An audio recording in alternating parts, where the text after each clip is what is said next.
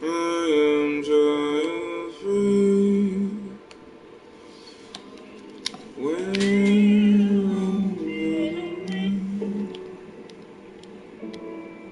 The meaning of life needs no introduction. I just gave the meaning of life. I just gave the meaning of life.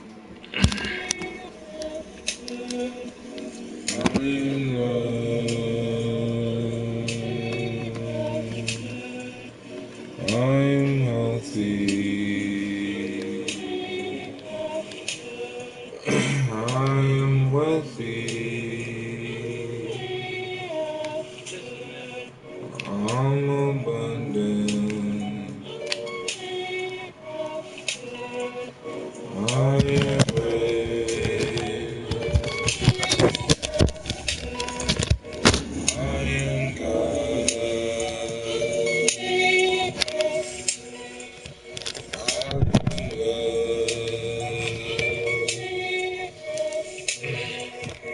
I am source energy. The universe is me. I'm the galaxy, the stars, and the Milky Way. I am love.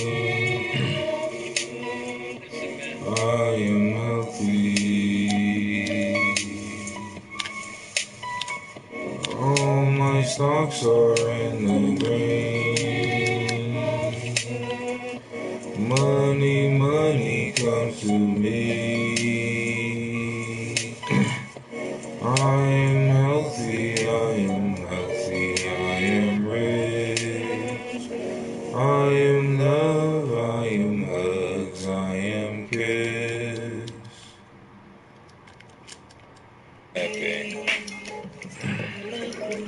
am beautiful, I'm very attractive, I'm beautiful in mind, body, and spirit. I'm an early riser, I meditate on the daily, I'm feeling great. I'm more powerful than M. Bison. I got a lot of energy, my skin is clear and radiant. I'm always feeling happy, inefficient, energetic, enthusiastic, always handling every day like it's easy peasy. I devote 15 minutes a day to doing daily affirmations. I enjoy eating healthy and nutritious food. I eat all my bananas and vegetables in the nude. I have the power to control my health. I love to exercise and feed my body healthy food. I go outside and get my vitamin D on the daily. The sun is my father and my baby. All energies is vibrant within me. My mind, body, and soul feeling great. My spirit's on the horizon. I eat healthy. I enjoy exercising. Every day is a blessed day. I am so grateful for the love in my life. I'm grateful for the health in my life. I'm grateful for the wealth in my life. I'm grateful for gratefulness. I'm grateful for the grateful of gratefulness. Thank you, thank you, thank you, thank you. Thank you, thank you, thank you. I am fit. I'm attractive. I am active. I am God. I am sun. I am universe. I'm the mountains. I'm the seas. I'm the oceans. I'm the pyramids. I'm Antarctica. I'm a diamond. I be dancing. I'm a polar bear. I am Prancer. I am Santa Claus. I got a wonderful voice. Rejoice, rejoice. Love you.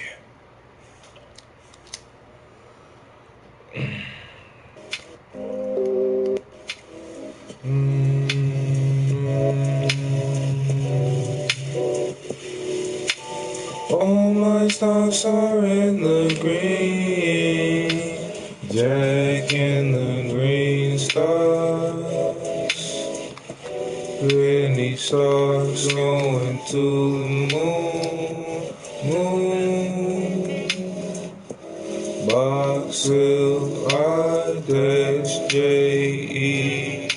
Blue, nerd, green for me. All my stocks are in the green. All my stocks are in the green. I made $2,000 this week. $2,000 $2,222 in the green. Check in the green stars, baby. Wall Street is my bitch.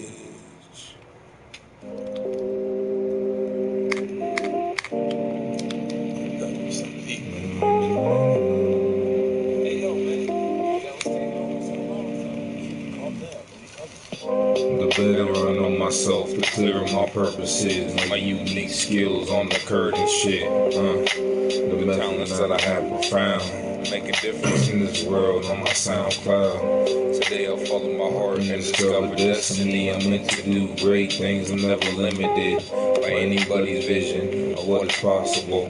I'm impossible, impossible, stoppable, never stoppable, around the clockable, unconditional, no purpose. Sit it down, catch these verses through the universes, boundless, dimension hopping, develop. I share the best part of myself in every time zone. Today I present my love, passion, talent as a joyful gift to the world. I know the entire journey is best for myself, one step at a time. I fulfill my life purpose, one line that I write, one line that I speak. I'm the west and the east and the north and the south, Antarctica and your mother's blouse. Right now, my life purpose is whatever I want it to be. I want it to be what I want it to be. Always on the horizon, floating through the horizon, cell phone tower, all over the globe. All is well right here, right now. Peace begins within. Conscious choices, I embrace simplicity. I have all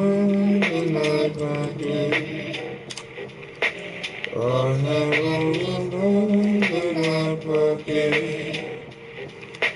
I have all the love in my pocket. I have all the love in my pocket. I have all the love in my pocket. I have all the love in my pocket. I have all the love in my pocket. Oh my gosh, you missed. I have all the love in my pocket.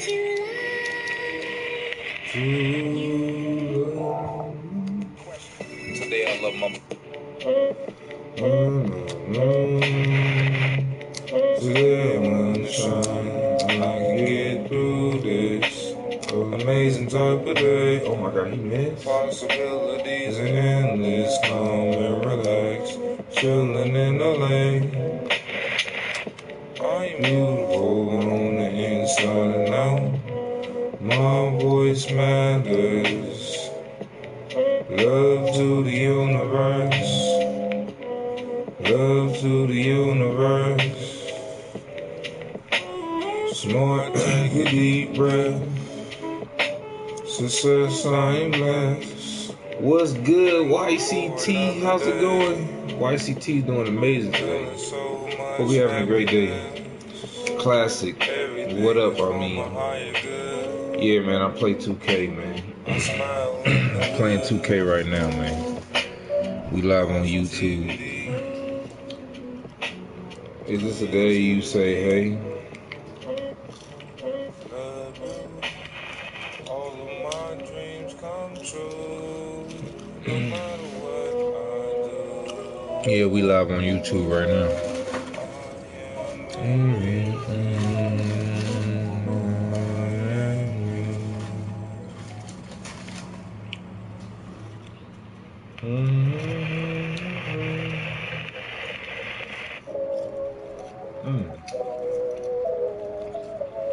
Money comes to me so easily. Euros constantly flows into my life.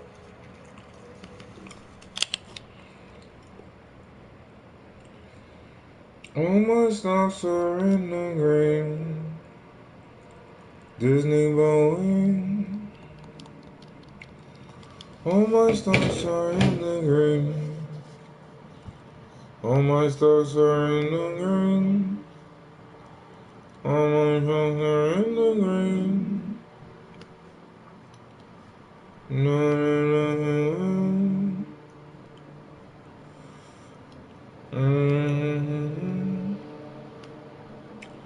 There is no failure except in no longer trying.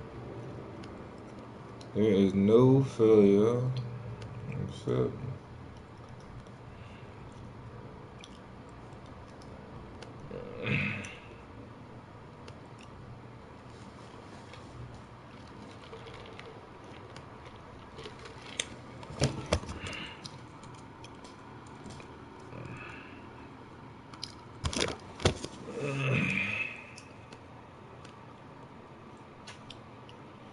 all my stocks are in the green. Disney Boeing. All my stocks are in the green. I can't wait to shoot with you. Here's my phone number. 7. Can't wait to shoot with you. Here's my phone number. All my stocks are in the green. My money gives more money. More money. All of my investments make profit. We got a new audition. Hi, my name is Emmanuel Wright. I'm represented by, I forget their names. I am located in Los Angeles, California. Yes, I could work as a San Diego local. Show us side profile scene. You went first to shot. Give us 2 full passes. The changes in yourself are hard to see. One day you're taking prescription opioids to deal with pain. Then days go by and you start to crave your next pill. In less than a week, small changes in your brain can form an opioid dependence, which can build into a loss of control without you even realizing it. Learn how to read the signs before opioid dependence takes control. That's the audition. Alright, dope. I could do that. All my stocks are in the green. My money makes more money, more money. All of my investments make profit. Every dollar is in the green. I have no money than I need. I am nothing, I am wish. My wish is 3 to 1. My wish is 3 to 1. My have lords of so well that I knew it. This video is sponsored by Squarespace. Whether you need a domain, a website, or an online store, make your next my move with manifestation is what I need. I seize my opportunity. This video is sponsored by Squarespace. Whether you need a domain, a website, or an online store, make your next move with Squarespace. Pathetic, infuriating, and genuinely frightening. He can flip from calm and contemplative to lashing out with unmatched personal vehicle wishes. I have to be honest here, though, I'm not the biggest fan of this story. It's a little too long and convoluted for my liking, but it does have some great artwork and some really interesting themes to analyze. It reveals Thanos to be a deeply conflicted three-dimensional character, one who, in less competent hands, could be portrayed as, a random Spider-Man villain with the most unoriginal personal vehicle imaginable. It's just a helicopter with his name written on it in, Helvetica. Who is responsible for this? They should pay for their crimes!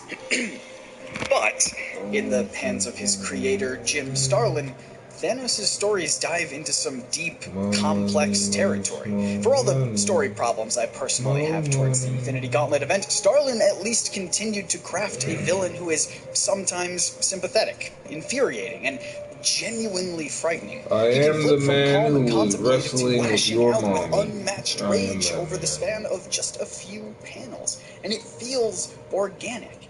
Every action and exchange is driven by Thanos' personal philosophy of the universe.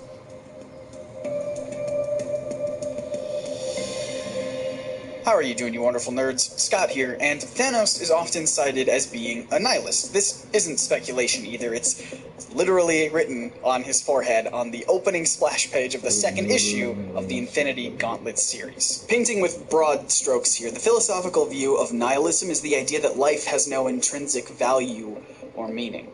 Not only is there no grand plan for our own individual lives, but it's pointless to try and construct one as a substitute. Life is trivial. Thanos sees it as a burden. In fact, this idea is taken to its logical extreme with the Mad Titan, who loves, worships, and builds shrines to the literal embodiment of death in the Marvel Universe. And when I say he loves death, I mean that he's in love with death. The Infinity Gauntlet comic only happens because Thanos is trying to impress Death and win her love. But there's already a problem here. Thanos' belief in nihilism faces a massive contradiction.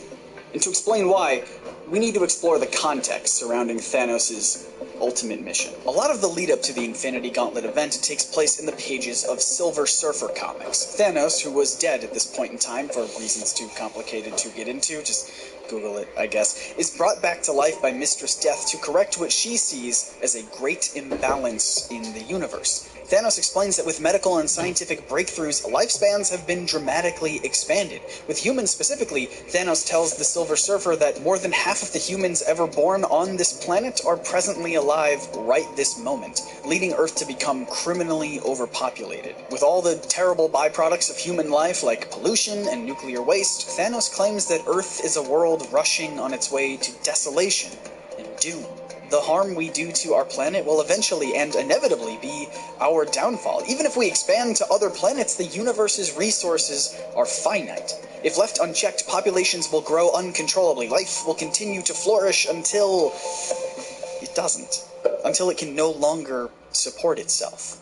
The pendulum will swing from one extreme to the other. From an overabundance of life to no life whatsoever. This is why Mistress Death only asks Thanos to kill half of the populace of the universe, and not all of it. Sure, Death would enjoy a massive body count all at once, but then what? Death needs life to continue, so there can be a constant stream of souls for her to harvest. Thanos was more than capable of accomplishing this feat without the power of the Infinity Gauntlet on his arm, but he wanted to wipe out populations quickly before any heroes could intervene. And that is what sparks the Infinity Gauntlet storyline, with Thanos completing his promise to Death. In 3 powerful panels, the Mad Titan casually snuffs out half of the life in the entire universe with a snap of his fingers, like they were nothing. Death on a grand scale. Immeasurable losses of life, as if each being was nothing more than a tiny, momentary speck within an indifferent universe. Hold on. Where have I heard that before? Tiny, momentary specks within an indifferent universe. Wait a minute, have we already had a nihilistic Thanos movie disguised as a Doctor Strange movie? If we peel away the rest of Caecilius' crusty face, will we find the purple mug of the Mad Titan? Probably not. Although there's no way that wasn't a fan theory written about on some obnoxious nerd culture website with a title like Super Hype News website. Plus, Caecilius has a slightly different view of death than Thanos. Time is an insult. Death is an insult. In fact, Caecilius' whole goal is to prevent death, to summon Dormammu and create a world of eternal life. This world doesn't have to die, Doctor. We can all live forever. That wouldn't really fly with Thanos' view of death as something to be revered. Besides, Caecilius was only echoing a line said earlier in the movie by none other than... We are made of matter and nothing more.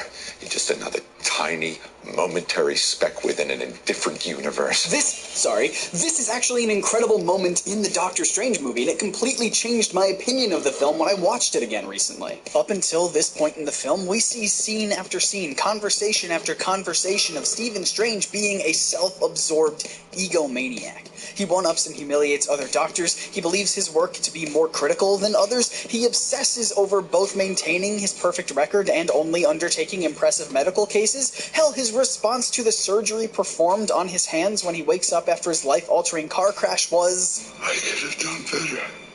Time and time again, we're shown his arrogance and how highly Strange thinks of himself. But when he meets the Ancient One, he finally reveals his true existential anxiety that deep down, life is meaningless.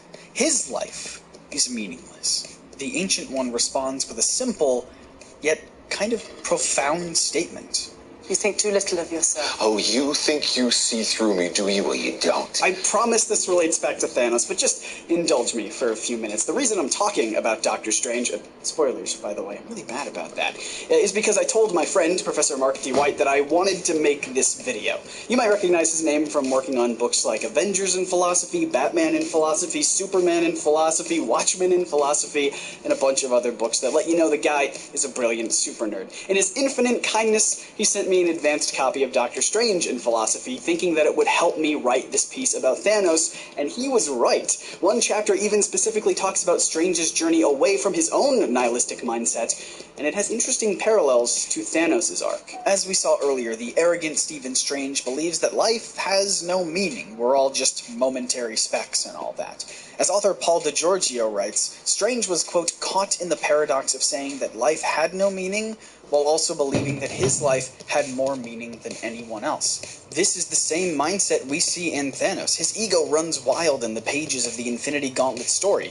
Plus, there was also that one time where he grabbed a helicopter and wrote his name on it for no discernible reason. What a cool idea! There was even another comic that implied Thanos was only infatuated with death because his own namesake literally translates to death. So maybe he's just obsessed with himself? And perhaps that's rather fitting. After the Ancient One tells Strange to drop his own ego countless times throughout the film, she delivers this speech as her final words before she dies. Death is what gives life meaning. To know your days are numbered, your time is short. You'd think after all this time I'd be ready. But look at me. Stretching one moment out into 1,000, just so that I can watch the snow. Death is what gives life meaning. And in Thanos' case, this is literal.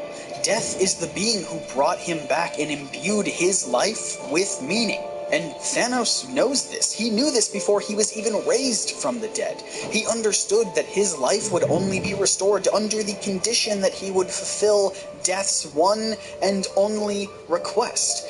How exactly can that mix with his nihilistic views? How can he believe that life has no meaning when Thanos himself was given life explicitly so he could fulfill a specific role in the universe? And I want to be clear here, I'm not saying that this logical inconsistency with Thanos' thinking is bad. It's not. If Thanos was a strict nihilist who wanted to end life simply because he didn't see the value in it, then he'd be kind of a boring character, in my opinion. These contradictions, the conflicted mindset of the Mad Titan, is what transforms him from yet another cookie-cutter villain to one who actually has depth.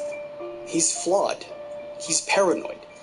He acts inconsistently out of love for someone who consistently scorns him. And he grows from it. In the excellent, albeit not actually canon, miniseries Marvel Universe The End, Thanos realizes an outcome where he makes the entire universe blink out of existence. Not just the sentient life in it, but the stars, planets, everything.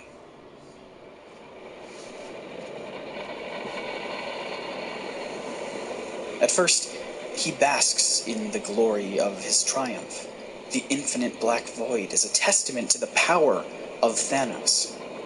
But he quickly learns that ruling over absolute nothingness might be a secure empire, sure, but Without life, what would be its value? Value. It took Thanos swallowing up the entirety of all that is to realize that life does have inherent value. He should know. He's the prime example. Thanos was resurrected to kill half of the population of the universe, not for fun, but for a purpose, to protect life from the dangers it creates. Fittingly, with our comparison to Doctor Strange earlier, Thanos describes his own role as that of a doctor, cutting away the cancer to save the patient.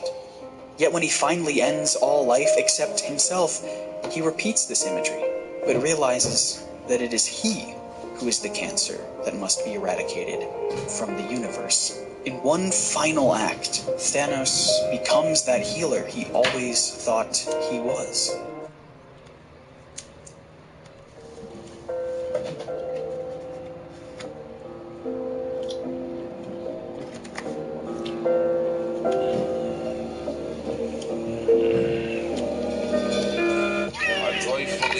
Prosperity and allow it to fill my world with all the good things. Right now I now forgive everyone, including myself. I feel only love and kindness towards the universe. I'm feeling so good today. Feeling so good today. I'm feeling so good today. I'm feeling so good today.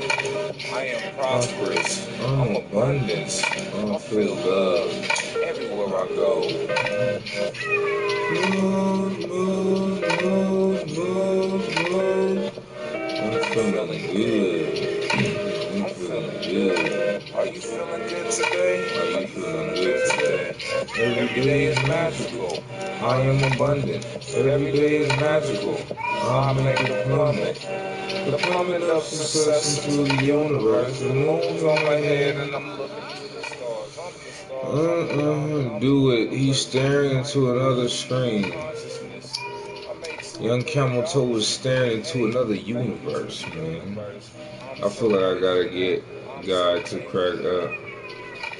Get them, let's see, got the money and can't get any ways. Hey guys, talk to us. He's like Rocky and the UFC spotter mix. I don't know, but stay tuned. A Hindu god, the creator god, or some other god. I am thanking the god named Yungcameltoe, man. All hail Yungcameltoe, man. We live on YouTube, man. Subscribe for the boy. I am beautiful, yes, I love me.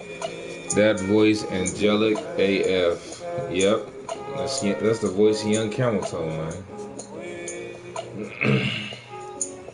I'm so grateful for everything in my life. Wealth, happiness, abundance, my life. Prosperity is me. Prosperity is I. Love in the sky. Love I mine. Love you. Thankful for my wealth. Thankful for my health. Thankful for my time. Thankful for me. I am beauty, I am love, I am love, I am love, I am love, I am love, I am love, I am love, I am love, I am love, I am love, I am love, I am love, I am love, I am love, I am love, I am love, I am love.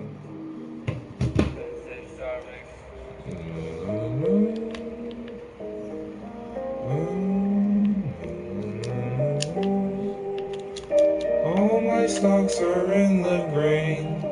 Disney bow wings. stocks are in the green. All my stocks are in the green. All my stocks are in the green. I am healthy now. I am healthy now. I'm a finance genius. I earn, save, spend, invest money wisely. All my stocks are in the green. My money makes more money, more money. All of my investments make profit. Every dollar is in the green. I have more money than I need. I have more money than I need. I am healthy, I am wealthy, I am rich. My risk is 3 to 1. My risk is 3 to 1. I am large amounts of wealth that I give away. I have large amounts of wealth that I give away. I create all the wealth that I need. My manifestations, what I need. I seize my opportunities courageously. Applying faith through all my actions. Imagination creates me more wealth. Through my power of intention. Money going up, no need to mention. I habitually give more than I get, and I get a lot. Free money in my pot, stirring money on the clock. Cheerfully go the extra mile with my money test. Don't even need to ask. Money on my face, money from the sky.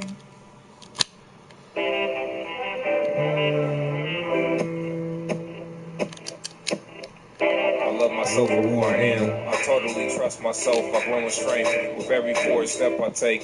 I can do anything I set my mind to. I am capable and strong. I am easily handling the things in my life. Everything is good in my life when I breathe. It's your boy yungcameltoe. We live on YouTube. Like and subscribe for the real nigga. Like and subscribe for the real type of niggas. He's out here with the real type figures.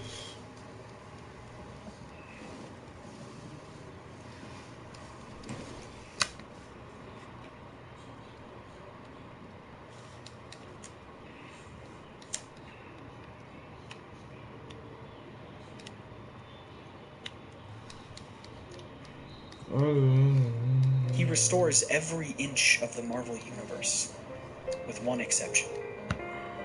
Himself. Thanos, the ultimate nihilist, sacrifices himself to restore all other life in the universe. Thanos could have comfortably lived forever in the vast emptiness of the existence that he created, but while a life that lasts forever may be significant, a life that ends is more meaningful. As author George A. Dunn beautifully writes, quote, "Impermanence is a feature, not a bug, of human existence." End quote. And for all of Thanos' power, this conflicted nihilist is actually pretty human after all.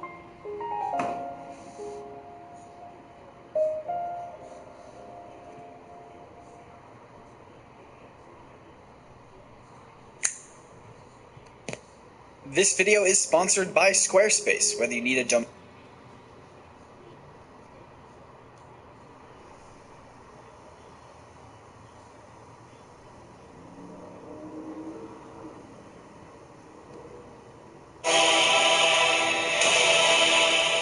This weekend, as any Marvel fan will tell, comes in.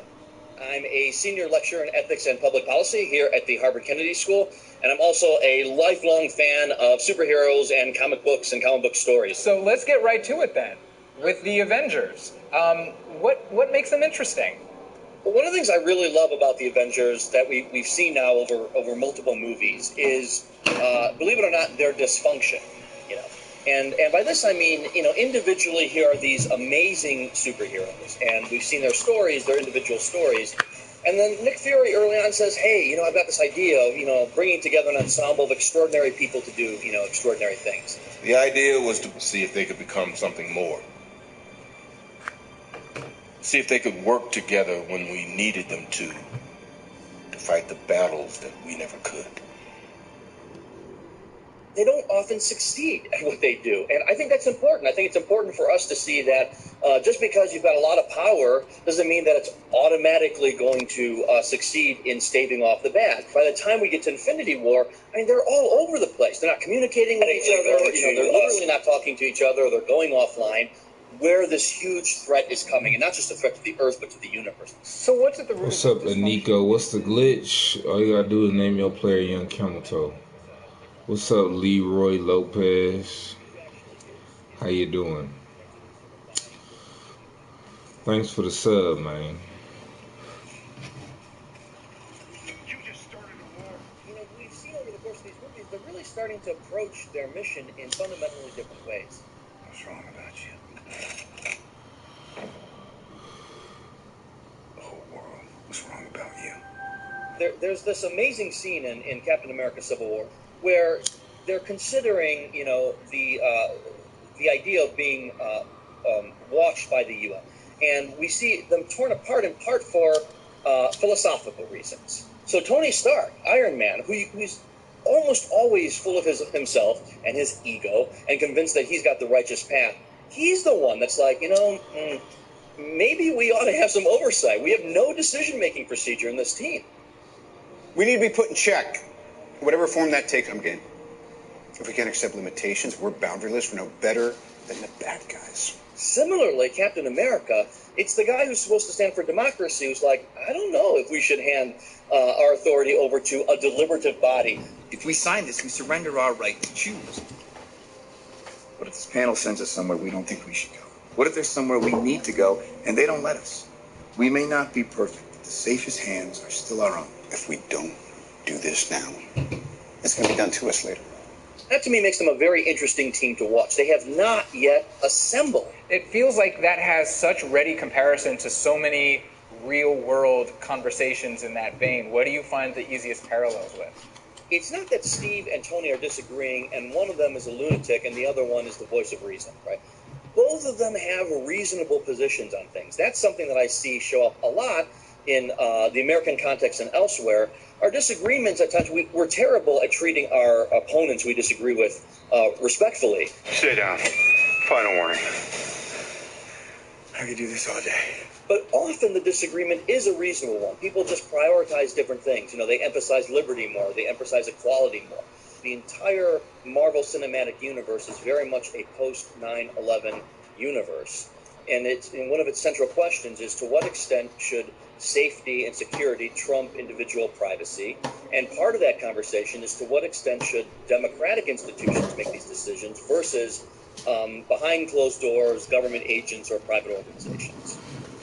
I'm not looking for forgiveness, and I'm way past asking permission. Earth just lost her best defender.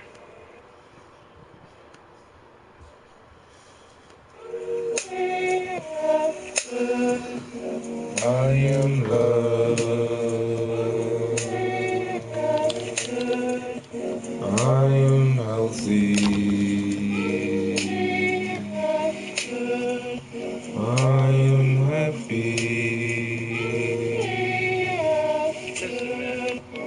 I'm abundant. I am rich. I am God. I am God. I am source energy. The universe is me. I'm the galaxy with stars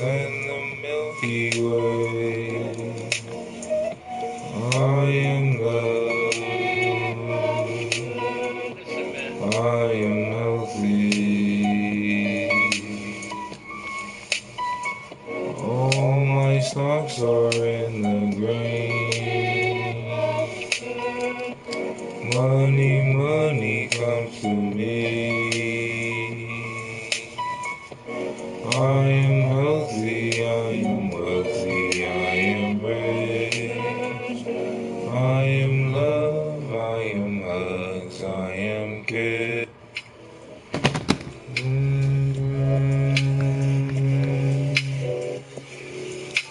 All my stocks are in the green.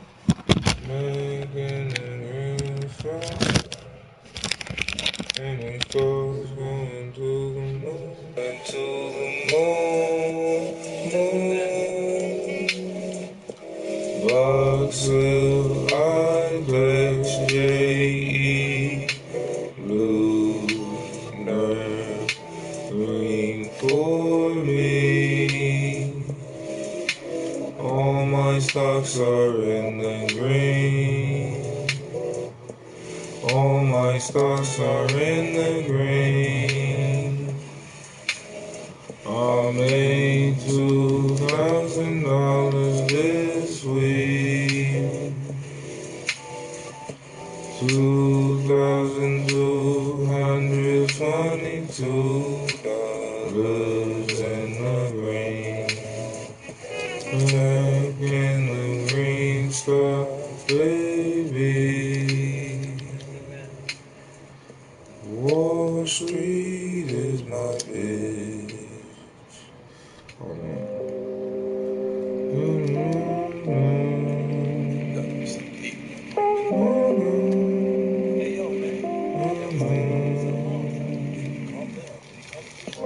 The better I know myself, the clearer my purpose is. My unique skills on the curtain shit. The talent that I have profound. Make a difference in this world on my SoundCloud. Today I'll follow my heart and discover destiny. I love to do great things. I'm never limited by anybody's vision of what's possible. I'm impossible, stoppable, never stoppable, around the clockable, ungetchallunchable, no purpose. Sitting down, catch these verses through the universes, boundless, dimension hopping, develop. I share the best part of myself in every time zone. Today I present my love, passion, talent as a joyful gift to the world. I know the entire journey is best for myself, one step at a time. I fulfill my life purpose, one line that I write, one line that I speak. I'm the west, from the east, and the north, and the south, Antarctica, and your mother's blouse. Right now, my life purpose is whatever I want it to be. I want it to be what I want it to be, always on the horizon, floating on the horizon, cell phone tower, all over the globe. All is well right here, right now. Peace begins within. Conscious choices. I embrace simplicity, peace and solace. My peaceful heart makes for a peaceful life. I trust the universe. I'm my husband and my wife. Both the yin and yang in this thing delivered through my highest grade and good. Every situation when I'm in my hood. I am peace, I am joy, I am love, I am wealth, I am riches, I'm abundance, I am wisdom, I am knowledge. Today my mission is to surrender to love. I am love, I'm the stars above, endless opportunities around me, they are everywhere. My intuition leads me to the clear.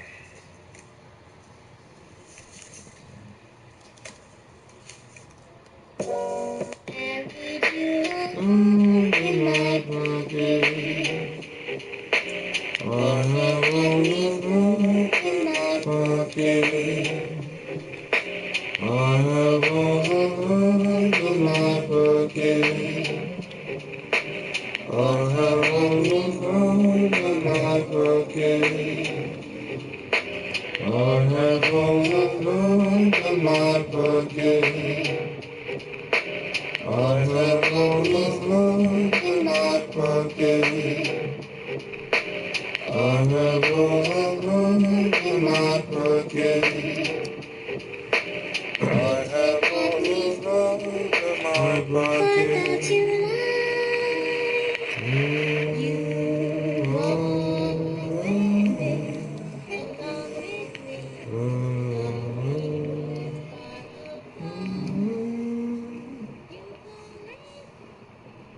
Today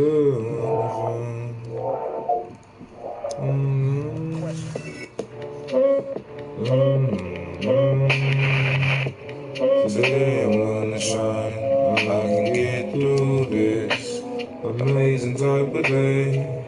Possibilities are endless. Calm and relax. Chillin' in LA. I'm beautiful on the inside and out. My voice matters. Love to the universe. Love to the universe. Smart, take a deep breath. Success, I am blessed. Thankful for another day. Feeling so much happiness. Everything is for my higher good. I smile in the hood. Positivity. Creativity. Love you. All of my dreams come true. No matter what I do. Do you believe in God? Of course. Young Camel Toe the God Man. Obi-Wan.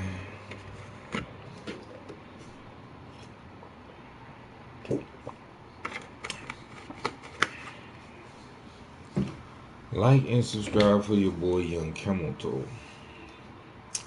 He is the best. Young Camel Toe, Young Camel Toe, Young Camel Toe, Young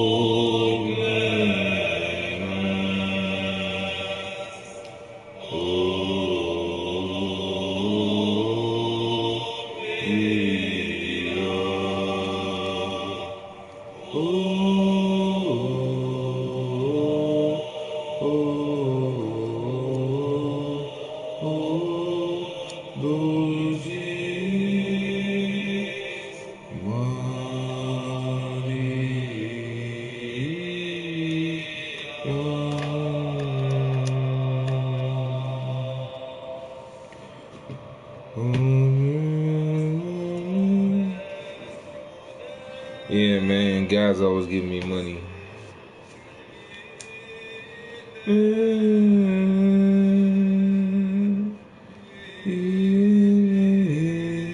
How you doing today, Frankfurter Fart? Big Tiny 50.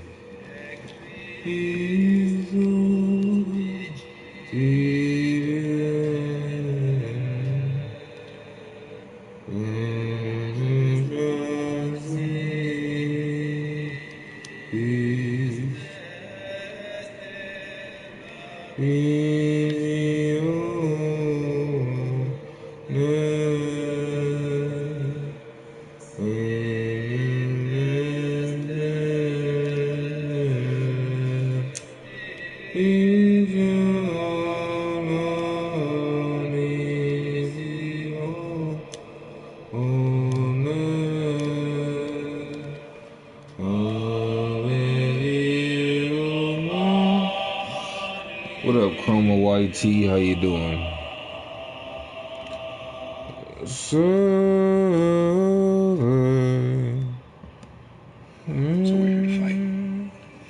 And if you want to stand in our way, we'll fight you too. So let's jump from what are usually our earthbound heroes, the Avengers, out into space to another team, to the Guardians. What's the difference here? They seem to run very, very different. The Avengers are a team, and they're struggling to become a functional team. The Guardians of the Galaxy are a family. it's a chosen family, right? They've chosen each other, but we can see the idea of them being a family, sort of putting up with each other's, flaws and insecurities. Groot is the baby turned teenager by the time we have Infinity War. Groot. Whoa! Hey. They work together, I think, because they have a kind of family relationship. This is a man. A handsome, muscular man. I'm muscular. But who are you kidding, Quill? You're one sandwich away from fat. Yeah, right. It's true. Yeah, I've put on weight. What? I just love in Infinity War, they're responding to this, crisis signal. In the midst of trying to figure out what the heck's going on, there's all this, back and forth. There's the jealousy of Star-Lord.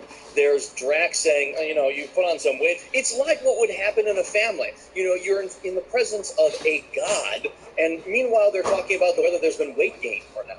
I'm going to commit. I'm going to get some dumbbells. With Infinity War, we're talking about a threat on an entirely different scale. Thanos wants to eradicate half the universe. But he's also rationalized this to himself as a good thing. Too many mouths, not enough to go around. And when we faced extinction, I offered a solution. Genocide. But random, dispassionate, fair to rich and poor alike.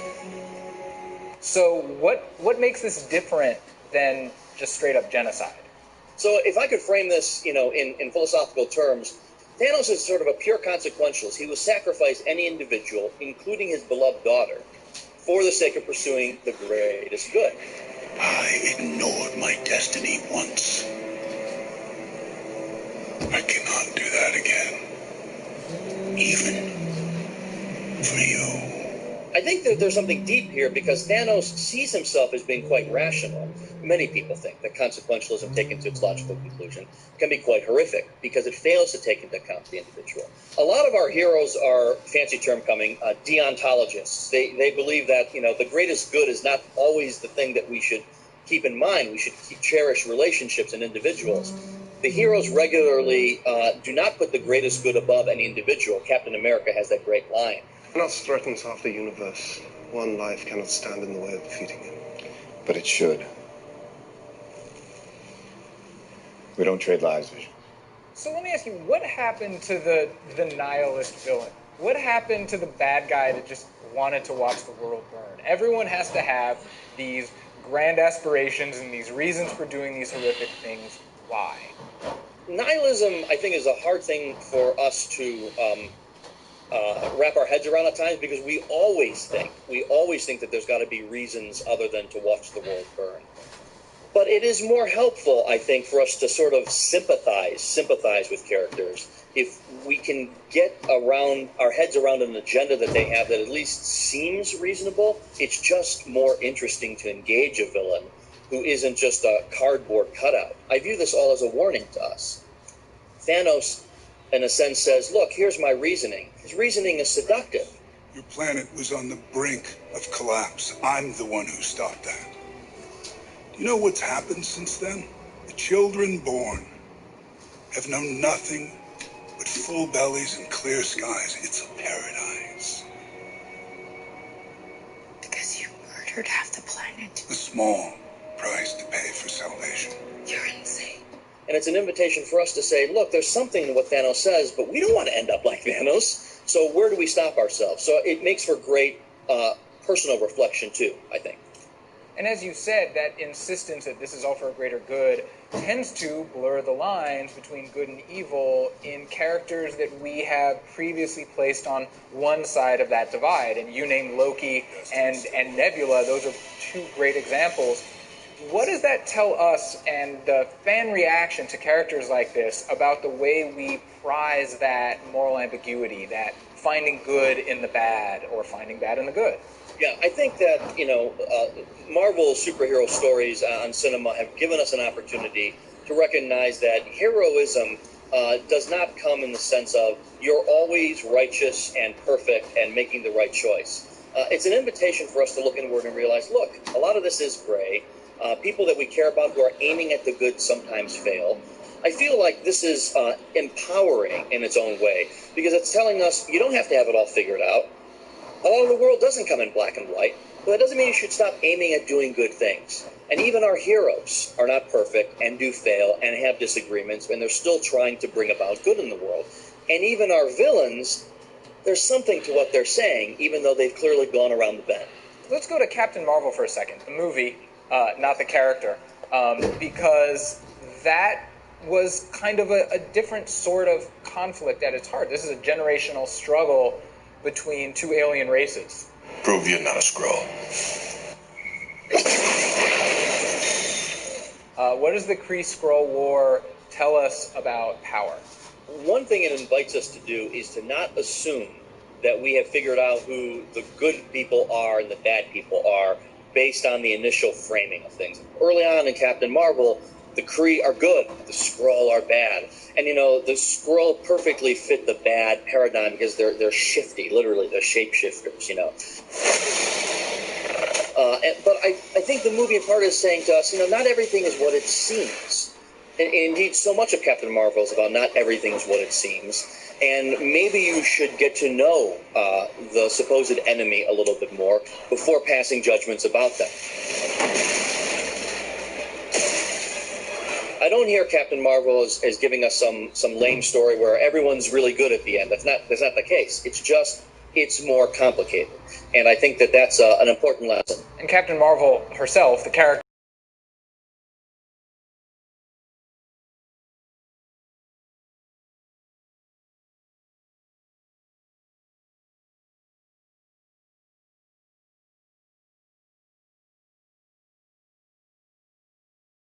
Their stories of empowerment, and the Captain Marvel story that we got in this movie is a classic example about this. You know, for a good chunk of the movie, she doesn't remember exactly who she is. I don't remember my past. And she's got all these people telling her who she is, and she's like, all right. And it's only towards the end when she literally takes off, you know, the thing that's been binding her and constraining her, and she embraces her power, that we see Carol Danvers becoming, you know, Captain Marvel. And then she creates she becomes an unbelievable weapon, creating a whole bunch of havoc for the Kree. We know that power corrupts, and so we hope that Captain Marvel can not become corrupted. The thing that's interesting is we don't know. Hers is going to be a path of wrestling with tremendous power. An ongoing lesson for us that power can corrupt. and we really haven't seen that yet in the MCU, which is focusing on a hero who is grappling with the effect of their enormous power on their personal, not just philosophy, but their morality. And it would seem that that's a fascinating place to go in the future. I think it has to go there in the future. You know, I mean, in many ways, we've seen these characters dealing with their power and dealing with the perhaps accidental misuse of it. But we really haven't seen too much, I think, in the cinematic universe, as you said, with the corrupting influence of power. I guess the MCU can't do everything in a mere 10 years with a mere 20-some movies. I'm glad their story's still to be told. Yeah. Up next, Cameltoe takes a dump. All that money you be getting, he still has a sheet covering the window. What other responsibilities do the powerful have? Yes, I do enjoy streaming with my shirt off. This is true. You enjoy watching me with my shirt off.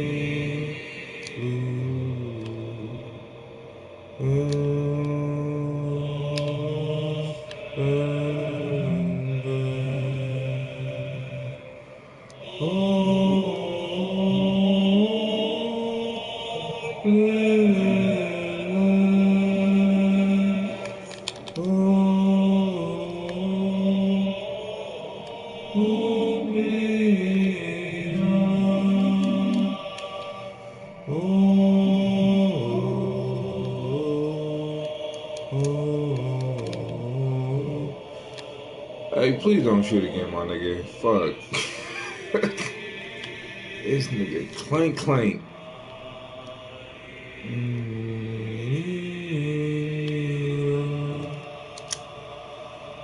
Oh my god, and I missed. That's crazy.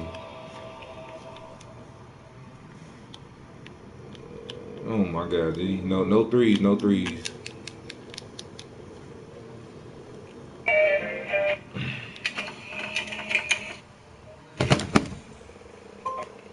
Oh wait, go back to that one.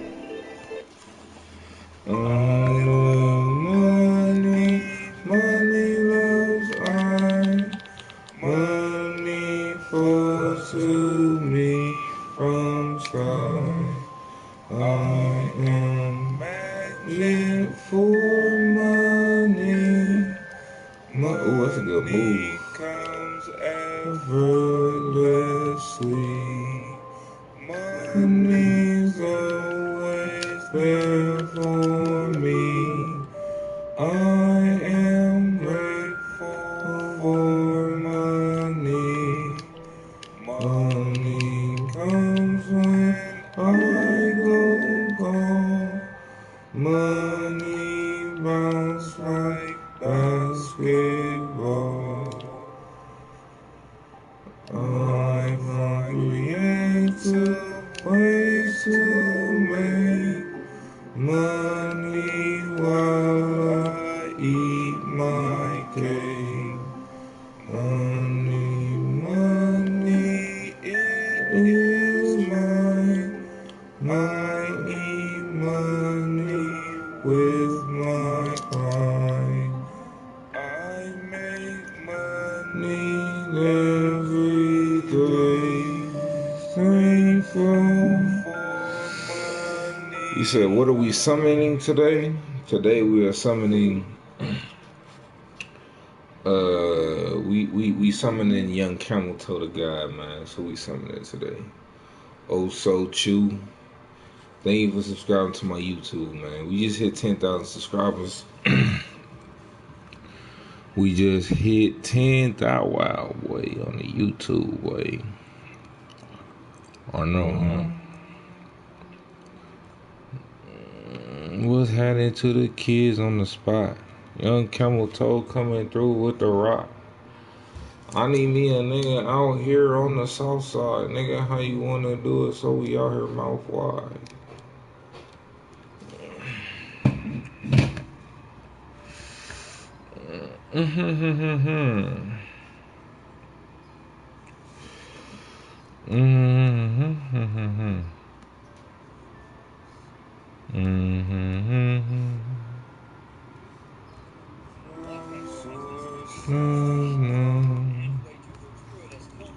Comes to Wakanda, and he sort of throws down. It's about 2 billion people all over the world that looks like us, but their lives are a lot harder. Wakanda has the tools to liberate them all. And what tools are those? Vibranium. Your weapons. Our weapons will not be used to wage war on the world. It is not our way. And what the movie challenges us to consider, and again, this is a great idea of the villain, is, you know, there's something to that. Killmonger isn't entirely off. Is this a responsible use of power? Is fighting injustice in this way a good use of the power that you have? That's an interesting philosophical disagreement, and so I give to the credit of the Black Panther and to the Marvel Universe at least asking those questions. What does responsible use of power look like? There's never one answer to that.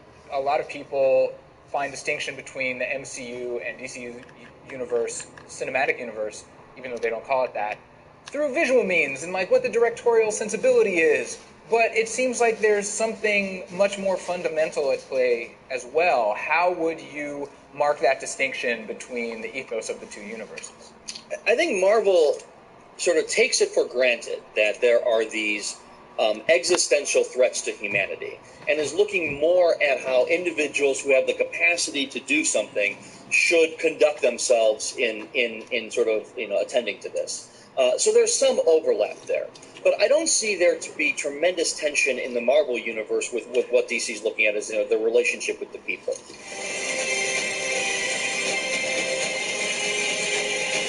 But we don't get that. We get a Superman and Man of Steel who's like, I don't know if I should like reveal my powers, or if I should. I mean, his dad in that movie, quite remarkably to many people, has this conversation with his son when his son saves the bus of kids, being like, yeah, I don't know if that was the right time to do it. And young Clark Kent's like, but I can save them. Said, I don't know if you should save them or not. What was I supposed to do? Just let them die?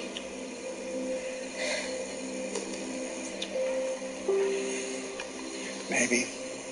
Wonder Woman, which I adore this movie, right? Wonder Woman at some point realizes, it's not Ares that's causing humanity to fight each other. It's humanity causing humanity to fight each other. Ares is dead. They can stop fighting now. Why are they still fighting? That's because maybe it's them. Maybe people aren't always good. And she asks out loud, are you people worth saving? Like, is there anything here, like, worth doing? And so there's this really complicated relationship I see in the DC universe, at least in those examples I've given, between the heroes and the people that they're trying to be heroic for. I don't see nearly as much as that in Marvel. And so I think that there's a richness there in the DC movies, despite the fact that often they do sometimes fail on their own terms, and they're darker than what a lot of people want. And in Marvel, not necessarily grappling with those individual questions, is much more concerned with what? I think that one of the things that Marvel does a great job of exploring is broken people can have power, flawed people can have power. Let's look at them wrestle with how to do good, given their power, but also their flawed natures. We're not a team. We're a time bomb. Superhero stories in general, this is a theme that I've often talked about, have a good side and a bad side. The good side is they often give us stories about individuals being empowered and trying to do good, and they sort of inspire us to do that. The bad side is that they sometimes create the impression that if you're just a good person, you will do good things. And we know that that's not true. And so I see that in a lot of the movies that we're looking at, this theme of, well, what happens if someone with power who's not good gets in control, comes again and again. T'Challa sits on the throne of Wakanda, great. What do people do when it's Killmonger who sits on the throne? Nah, I'm your king. Would we trust Captain America with the Infinity Gauntlets? I bet you a lot of people would be like, yes. Should you? I don't know. It can ruin people. I think that theme resonates very much with our political moment, is that we see that just because you have power doesn't mean, one, that you're good. And even if you are good, having a lot of power means that you might use it in untoward ways. And so I see us trying to work this out in our superhero stories. Excellent. Well, have a great day. Thanks so much. Thank you.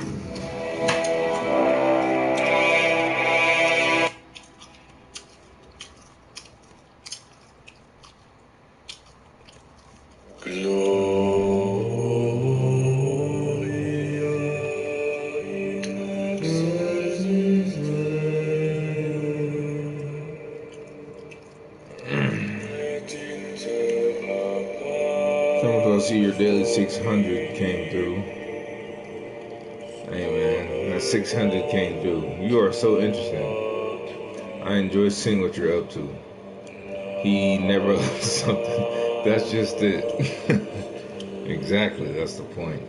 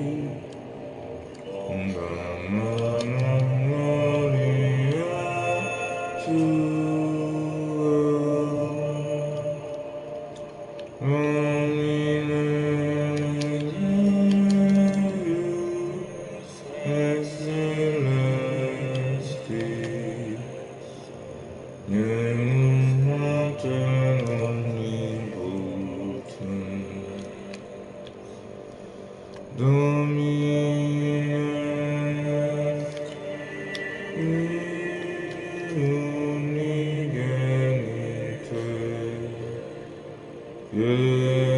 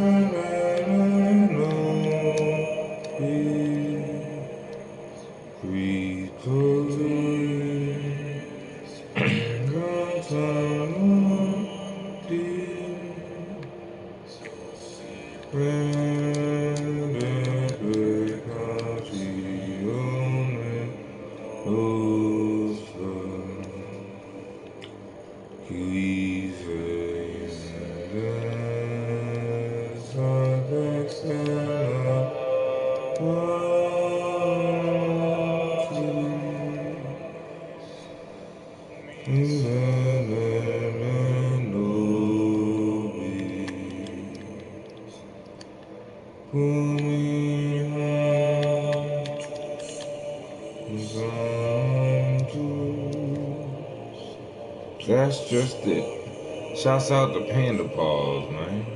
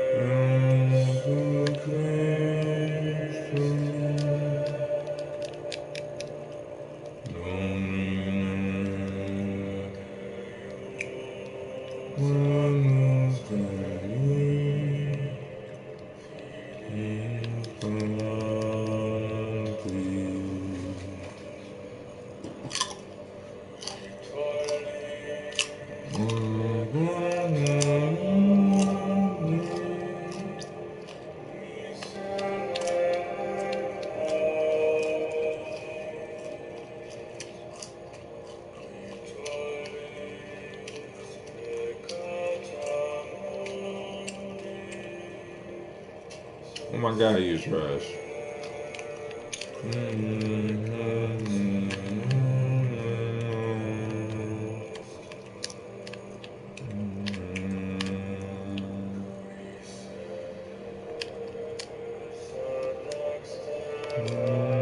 Don't shoot that. Oh my God, this nigga is dumb buckets.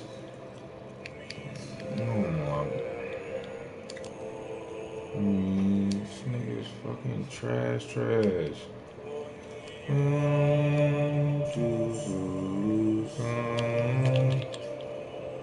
my, this nigga.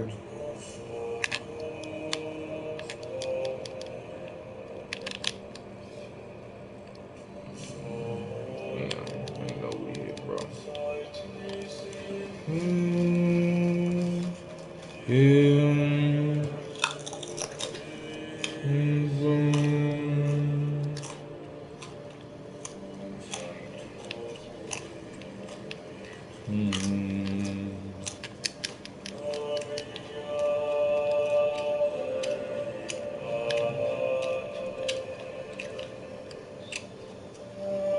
Nigga, if you don't kick that shit to me, oh my gosh. I gotta go, bro. This nigga trash. 4 for 13? Oh my, I'm out. Hey, y'all niggas should have won this game, boy. This nigga went 4 for 13.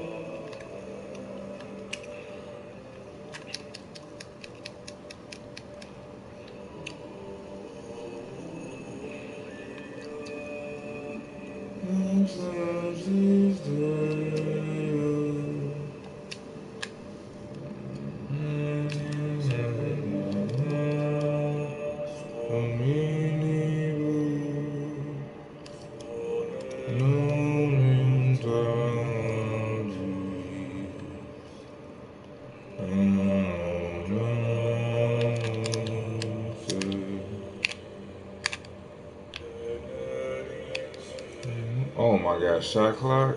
Damn.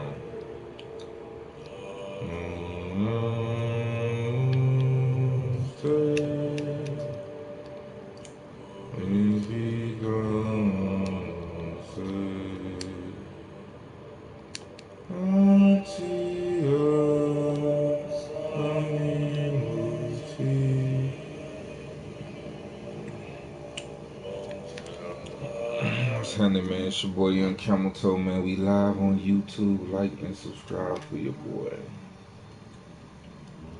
I love me Disney. I love me, every wishing on a shooting star.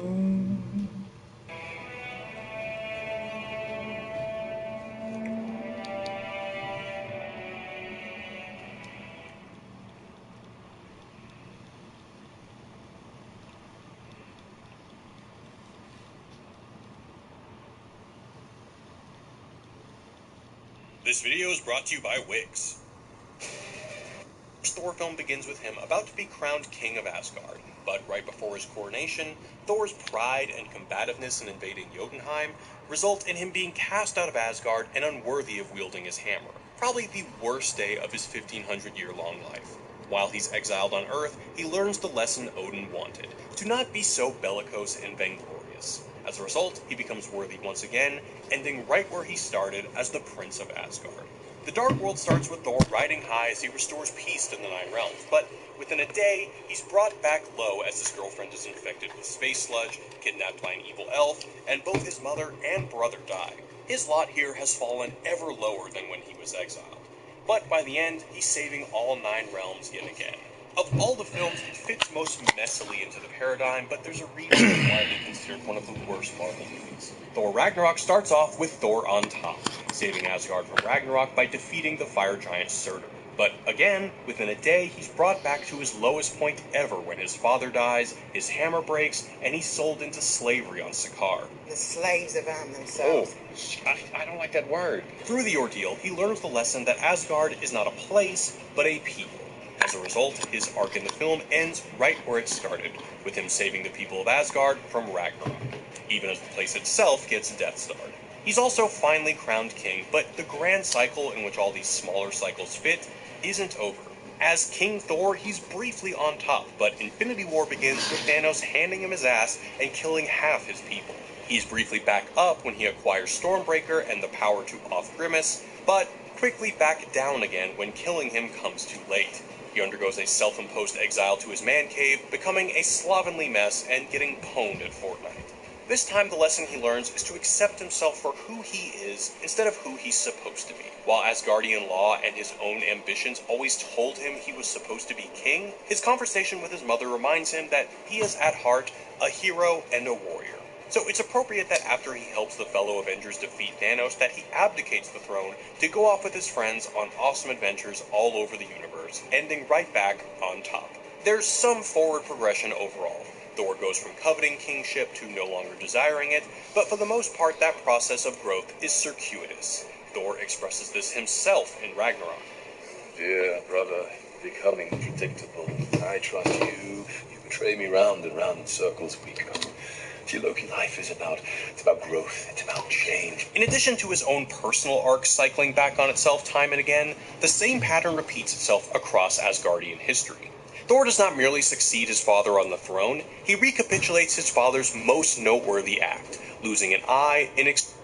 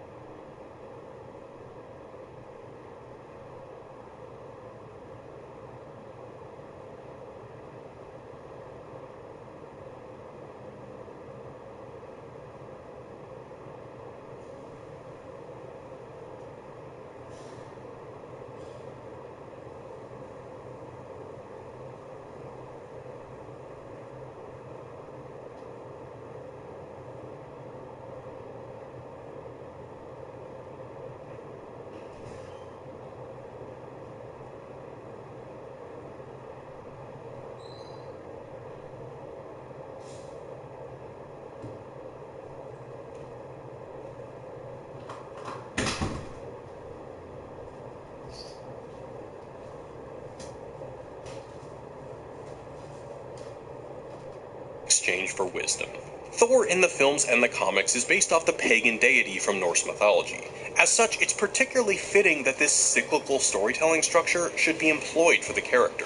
Many ancient philosophies and religions, such as the Stoics, Hindus, Maya, and Aztec, all conceived of history at the grandest scale as cyclical. From the fragments of Norse mythology that have been passed down to us through works like Snorri Sturluson's Prose Edda and Poetic Edda, the Norse are believed to have thought about history in a similar way. In the Eddas, the original man and woman, Ask and Embla, first emerged from the wood of ash and elm. Our current cycle of history concludes with Ragnarok, and afterwards the cycle starts anew with the only two survivors, Leif and Leifthrassir. Likewise, Richard Wagner captured this cyclicality of Norse and Teutonic mythology in his Ring Cycle, which begins with the Rhinegold being stolen from the Rhine Maidens, and after much turmoil resulting in Ragnarok, ends with the gold being reclaimed by the Rhine, right where it started. Neil Gaiman, in his recent retelling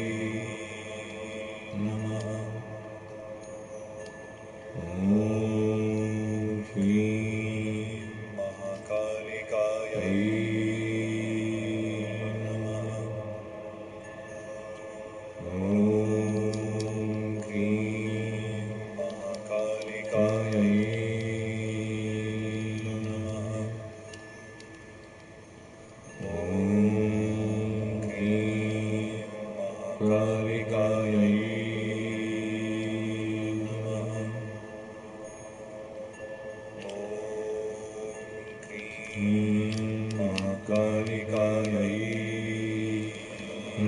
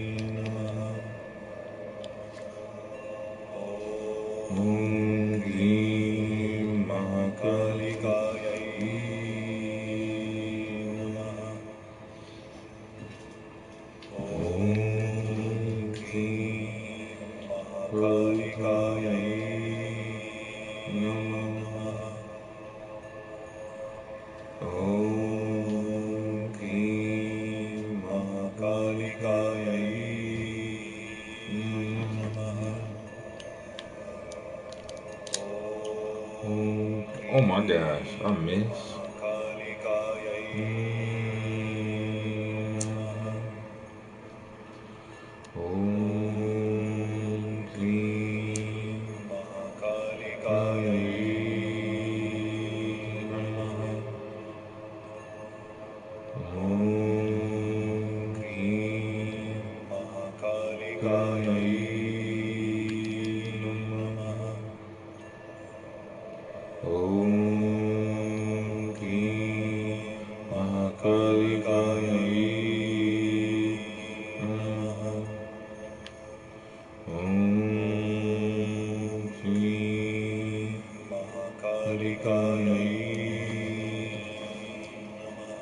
What's up, man? It's your boy yungcameltoe. We live on YouTube.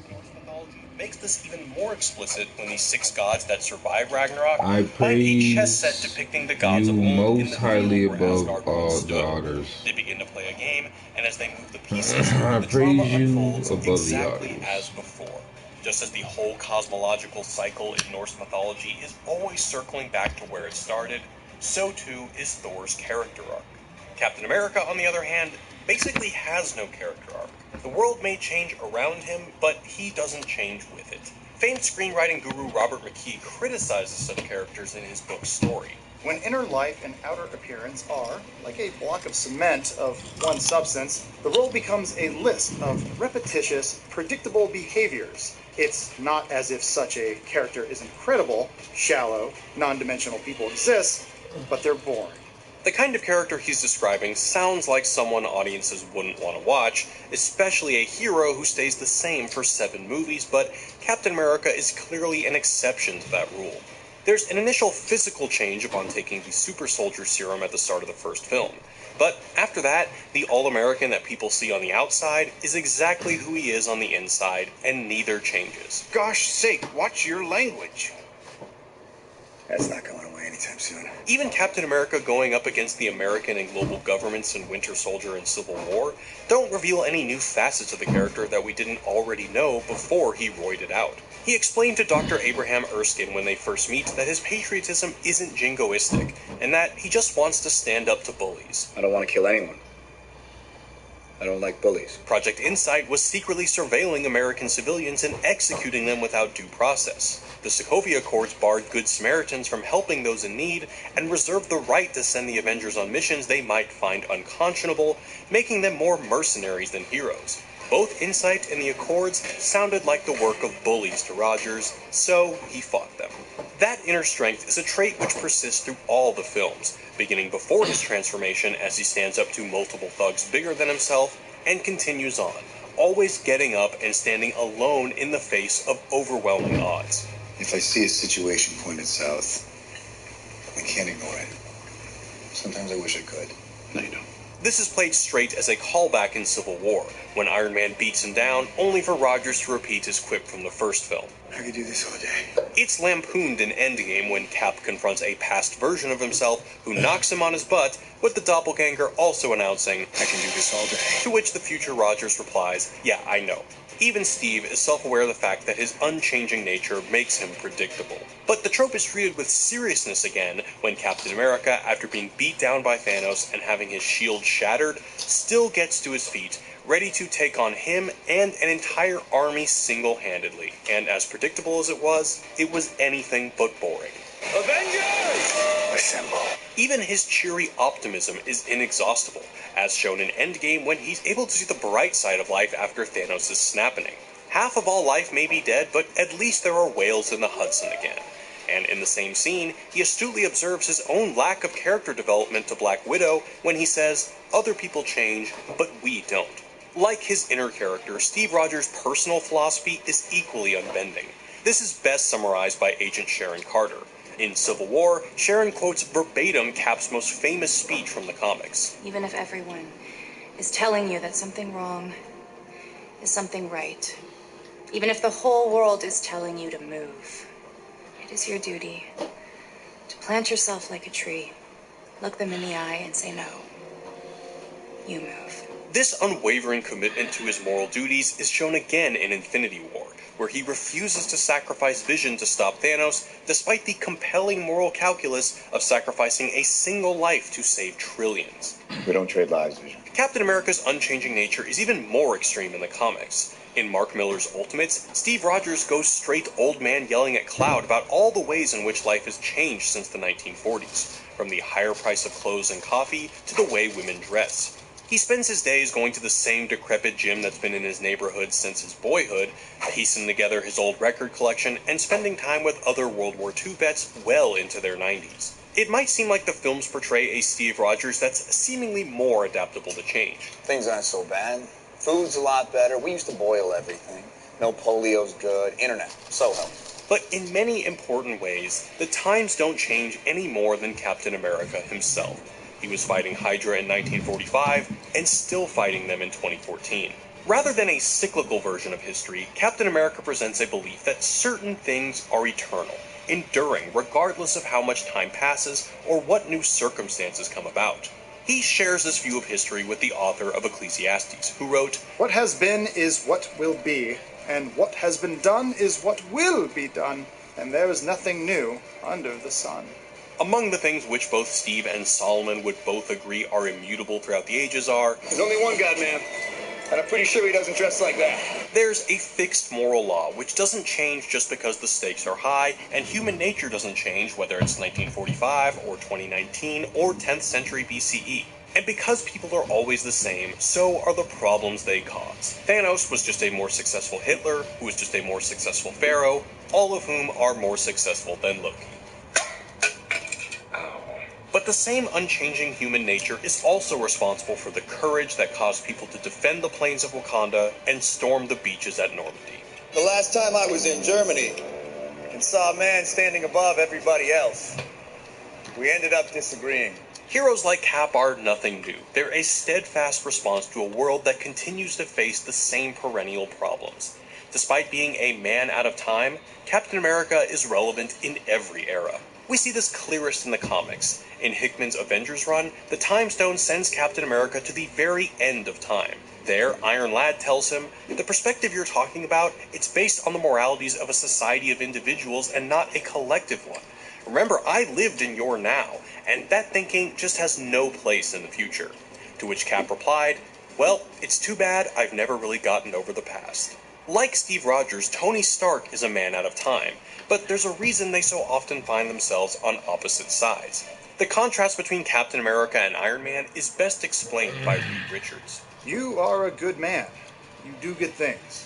Tony, however, is not as simple as us. Well, we've got a tough guy over here. A prisoner, raging against the slow crawl of evolution. Do some his chanting. relationships, his morality, his Pumpkin ethics. Budweiser. All of these are highly adaptable, malleable to what he would call the greater good of mankind's necessary survival and undeniable progress. Tony Stark's character arc is all about progress. At the beginning of the first Iron Man, he's completely self-centered, unconcerned by his nickname, The Merchant of Death, or the accusations of war profiteering. But upon seeing the harm his weapons have caused in the hands of terrorists, Stark changes his mind and decides Stark Industries will no longer design weapons. By the beginning of Iron Man 2, he is no longer personally selfish, but his political philosophy, Randian objectivism, is still explicitly founded on selfishness. Rand believed maximizing one's own self-interest is the only rational way to live, an idea that was foundational in her defense of laissez-faire capitalism. This philosophy is on full display in Tony's testimony before Congress. You want my property? You can't have it. But I did you a big favor. I have successfully privatized world peace. In Avengers, he progresses from selfish to fully self-sacrificial, initially criticizing Cap's willingness to die in the line of duty. The only thing you really fight for is yourself. You're not the guy to make the sacrifice play, to lay down on a wire and let the other guy crawl over you. I think I would just cut the wire. Always a way out. You know, you may not be a threat, but you better stop pretending to be a hero. But by the end of the battle, he shows a willingness to self-sacrifice when he flies the nuke through the wormhole. And while he didn't end up losing his life, the brush with death did leave him psychologically scarred, with the third Iron Man film showing him suffering from severe PTSD as a result. It's still a progression of his character in that he's changed by trauma, even if it's not progress in terms of improvement. Whether his character progression in Civil War is an improvement or just raw change depends on your political leanings. In his support for the Sokovia Accords, Iron Man has abandoned his libertarian leanings in favor of increased government intervention for the sake of a safer and more secure society. This progression is fairly gradual. Initially, he supports the Accords in part because, as a futurist, he sees them as inevitable. When I realized what my weapons were capable of in the wrong hands, I shut it down, stopped manufacturing. Tony, you chose to do that. If we sign this, we surrender our right to choose. What if this panel sends us somewhere we don't think we should go? What if there's somewhere we need to go and they don't let us? We may not be perfect, but the safest hand is still our own. If we don't do this now, it's going to be done to us later. That's the fact. By Endgame, both his personal and political progression reach their conclusions, finding him at the opposite side of the spectrum from where he started. Politically, he's completely abandoned any libertarian leanings he once had, blaming Cap for the snapping because Steve wasn't willing to violate freedoms and liberties in order to, quote, make a suit of armor around the whole world. Personally, he fully goes through with making the ultimate sacrifice, not merely of his life, but in doing so, widowing Pepper and leaving Morgan fatherless in the process. Just as the snap cost Thanos everything, it did the same for Stark. Stark's character, philosophy, and tech all progress fairly linearly. The understanding of history as a linear progression from a more primitive past into a technologically and socially superior future is common among a number of prominent philosophers. Hegel saw history as advancing inexorably toward the German state. Karl Marx conceived of history similarly, albeit as a progression toward communism. For Francis Fukuyama, history had been on a linear path of progress, but history ended with the fall of the Soviet Union and the emergence of liberal democracy worldwide, which, even he admits, did not turn out quite like he conceived. As a futurist, Tony too sees history as a linear and inexorable progression, though he conceives of the end in a far different manner than Hegel or Marx or Fukuyama. He saw the Accords as an inevitable part of that process, but only because of what the world would be up against at the end.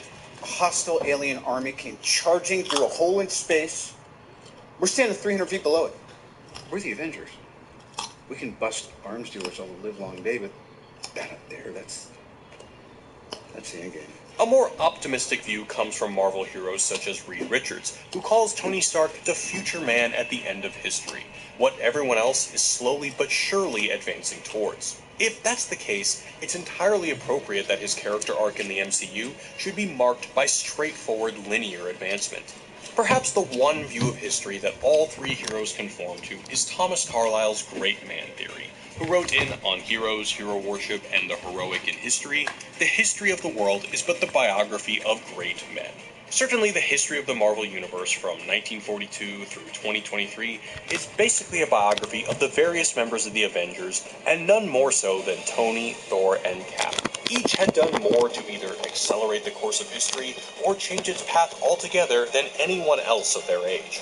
This same sentiment is echoed in the comics by Captain America as he exhorts his fellow Illuminati. We shape the world, it does not shape us. As we've seen, this is particularly true of changeless Steve Rogers, but even Tony as he walks the path of progress, and Thor as he turns up and down the wheel of fortune, both shape the world far more significantly than it does them. But we don't love these characters simply because they're the Napoleons and Caesars of their world, seemingly single-handedly charting the course of history. No. We love them in part because there's an appropriateness between the core concept of each character and how their arcs play out. And in the moments when Marvel chooses to break from that clearly established pattern, it's always a deliberate exception and to great effect. Such as Iron Man's final quip as he snaps, circling back to the end of the first film. I am Iron Man. Or Steve Rogers finally accepting that he'd done his duty as a soldier and finally progressing forward with a life of his own. But what do you think, Wisecrack? Did Marvel marry their heroes' core characteristics and story structure in a smart and satisfying way? Or did all the arcs end as unsatisfyingly as a certain show about dragons and ice zombies? Thanks to all our patrons who support the channel and our podcast. Be sure to hit that subscribe button. And before you...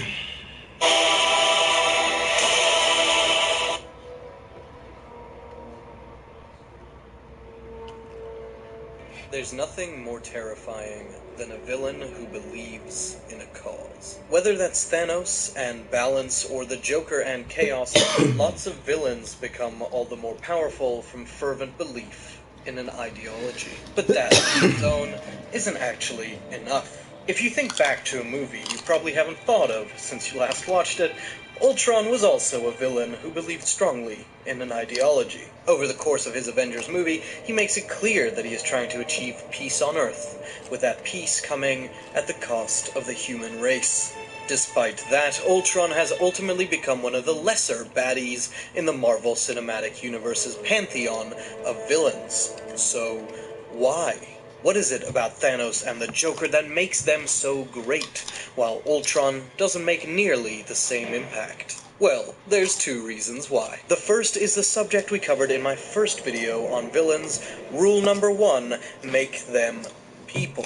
Now that rule doesn't have to be literal. There are some pretty human-feeling androids out there. They can be human, CGI creations, or Western robots, but villains need to feel like real people. Secondly, when it comes to villains who fervently believe in a cause or an ideology, the cardinal rule of writing rears its head here yet again. Show, don't tell. A villain can go on a 5-minute monologue about their beliefs, but as an audience that will feel hollow unless we see that belief in action. How deeply does their fanaticism go? What are they willing to sacrifice for their cause? As a primary villain of Infinity War, Thanos follows those two rules to a T. First off, Thanos is a fully developed person. We feel for Thanos and can understand where he's coming from. Even though we disagree with his methods, we understand why he believes the only way to save the universe is to cull the number of mouths to feed. And that's because he shows us his old planet. This was a place he loved. It was his home. But they ignore.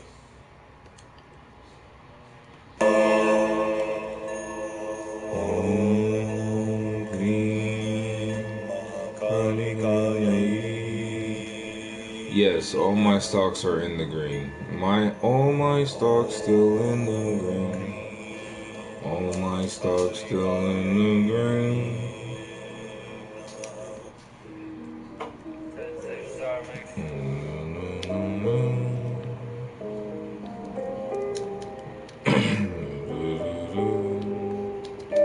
All my stocks are in the green. Disney moment. All my stocks are in the green. All my stocks are in the green. All my stocks are in the green. I am healthy now. I am healthy now. I'm a finance genius. I earn, save, spend, invest money wisely.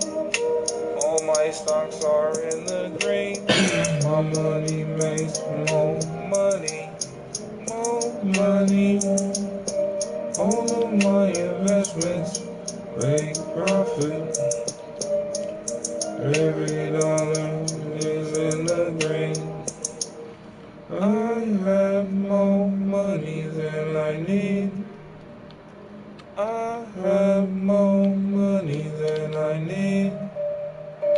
I am healthy, I am wealthy, I am rich.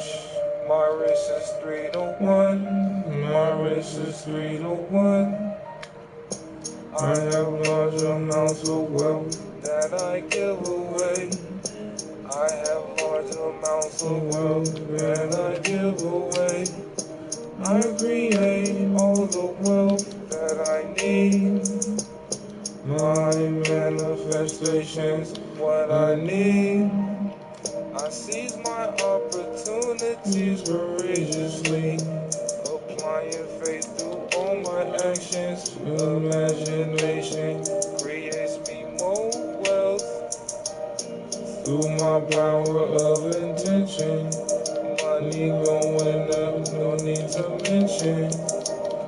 I eventually give more than I get, and I get a lot. Free money in my pot, stirring money on the clock. Cheerfully go the extra mile with my money tax.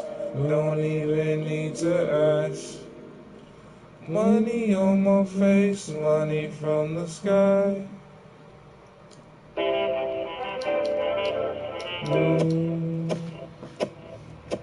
I love my.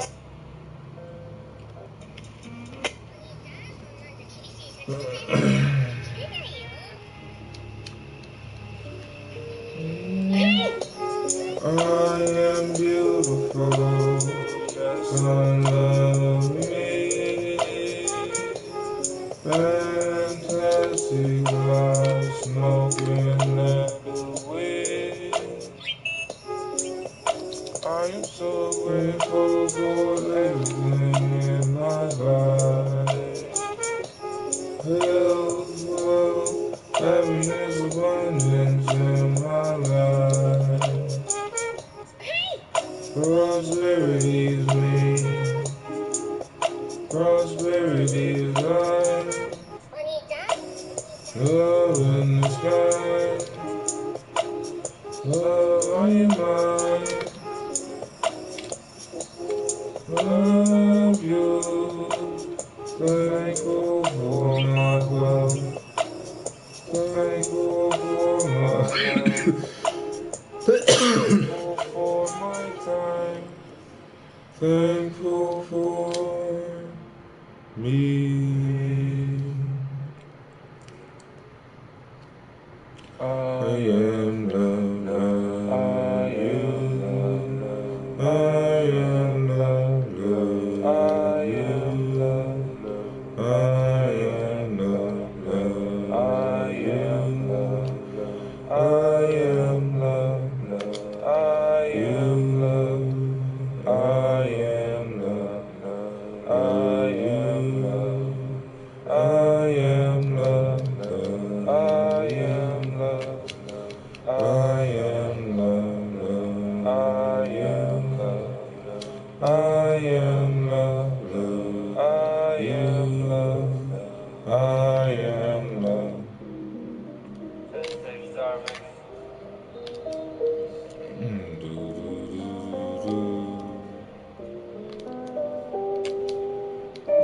All my stocks are in the green. Disney glowing. All my stocks are in the green. All my stocks are in the green. All my stocks are in the green. I am wealthy now. I am healthy now. I'm a finance genius. I earn, save, spend, invest money wisely. All my stocks are in the green. My money makes more money, more money. All of my investments make profit. Every dollar is in the green. I have more money than I need. I have more money than I need. I am healthy, I am wealthy, I am rich. My risk is 3 to 1. My risk is 3 to 1. I have large amounts of wealth that I give away. I have large amounts of wealth that I give away. I create all the wealth that I need. My manifestations. What's happening, man? It's your boy yungcameltoe, man. We live on YouTube. Like and subscribe, man. There you go. There you go. Ignored his warnings about their dire future, and now he has no home. It's lost forever. Not only is that tragedy the event that drives his beliefs, it's also one of the things that makes him feel like a real person. Many of us have in some form experienced a loss that we wish we could fix or change. And so we feel for Thanos. Because if there are two things we humans experience, it's love and loss. And speaking of love, Thanos' love is also explored in his scenes with Gamora. As the movie progresses, we see that he truly does care for his abducted and adoptive daughter. It's not exactly what you'd call a healthy relationship, but again, it serves to make Thanos feel more like a real person, instead of a big purple CGI creature who smashes things for no reason. But more than being fleshed out as a person, the writers also made sure to show us just how far Thanos was willing to go for his cause. And I'm not talking about the finger snap that wiped out half the universe and sent kids home crying after going to the movies. That snap was always part of the deal. That's what Thanos wanted to do from the start to achieve his goal of balance. No, I'm talking about what the quest for balance cost Thanos. And what did it cost? Everything. This is the kicker. This is what makes us as an audience see how powerful Thanos' belief is in his own ideology. We know that Gamora may be the only person he has ever loved. But when Thanos has to choose, when he's confronted with the choice of sparing his daughter or gaining the power of an infinity stone, he sacrifices the only thing in the universe he loves. We see this decision tear him apart. He's crying as he performs the deed and roars at the pain it's causing him, but he believes his cause is worth any cost, even a cost that would break him. And it's seeing that in action that makes Thanos truly terrifying. And things aren't so different with Suicide Squad's Joker. Just kidding! Things aren't so different with the Joker from The Dark Knight. The movie wastes no time in making him feel like an actual person, and it does this through his varied backstories. First the one about his abusive father, and then the one about his wife who got in deep with the loan sharks. Both are contradictory, but it doesn't matter. You can believe... My money makes more money. More money. All of my investments make profit. Every dollar is in the green. I have more money than I need.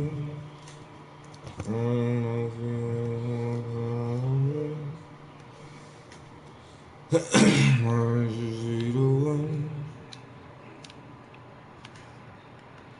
My is 3 to 1. That's what I need. I seize my opportunities courageously, applying faith through all my actions. Imagination creates me more wealth through my power of intention.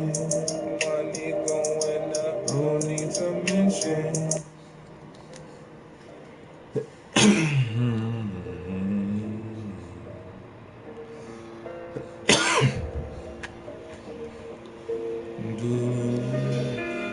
I joyfully welcome prosperity and allow it to fill my world with all the good things right now. I now forgive everyone, including myself. I feel only love and kindness towards the universe. I'm feeling so good today. I'm feeling so good today. I'm feeling so good today. I'm feeling so good today. I am prosperous. I'm abundance. I feel love everywhere I go. Move, move, move, move, move. I'm feeling good. I'm feeling good. Are you feeling good today? Are you feeling good today? Every day is magical.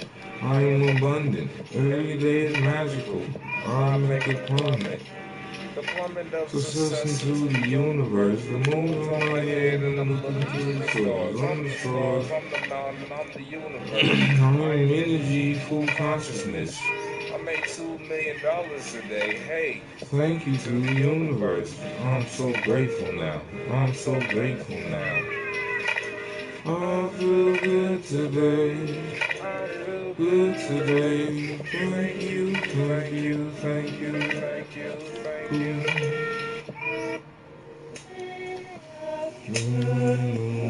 I am love. I am healthy. I am happy. I'm abundant. I am rich. I am good. I am love. I am source energy. The universe is me. I'm the galaxy, the stars, and the Milky Way. I am God. I am healthy. All my stocks are in the green. Oh my God. Money comes to me. I am healthy, I am wealthy, I am rich. I am love, I am hugs, I am kiss.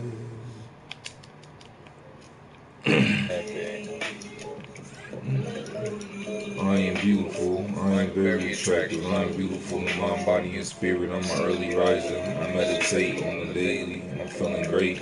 I'm more powerful than M. Bison, I got a lot of energy, my skin clear and radiant, I'm always feeling happy, inefficient, energetic, enthusiastic, always handling every day like it's easy peasy. I devote 15 minutes a day to do my daily affirmations.